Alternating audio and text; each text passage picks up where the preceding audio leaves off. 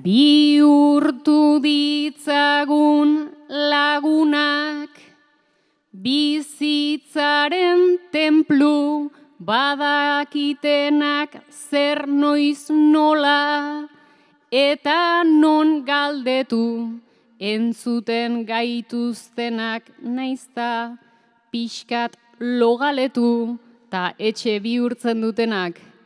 Edo zein ez leku mendeko hitza bilakatu, den hontan mendeku disolba dezagun eskuina, tauzoa ezkertu, egon gaitezen lagunekin, hauskorta inprefektu, elkarrengandik gertu eta elkarrentzat gertu.